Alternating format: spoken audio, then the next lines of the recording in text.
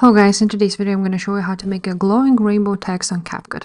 First of all, add a black background. After that, you want to go ahead, press on text, add text, and enter your text. I'm just going to write down example.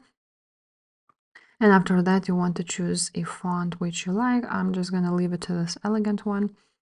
And you want to drag this text through the whole video. Now, once we done that, you want to go ahead and export this video and then go back. Once you've done that, when you go back, you want to delete the text you just entered and you want to add overlay of that clip we just exported. And of course, make it from the start to finish, this overlay. And after you've done that, you want to delete the black background, but you cannot because it's on the main track. So first of all, we want to add a rainbow video, any rainbow video to the main track. And here is my rainbow video. I'm just gonna delete the black one. And now also you want to go ahead and make the overlay the same size as the main track. And let's also cut this rainbow right there, split it and delete the rest of it. Now, once we have this rainbow on the main track and this text on the overlay, you want to go ahead and press on the video with the text. So overlay, click on splice and also click darken, just like so. And now, as you can see, we have this rainbow already. So if that's enough for you, that's okay.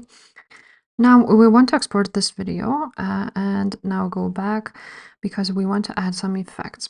If you will not export it, you won't be able to use this for the effects. So I'm just gonna delete this one.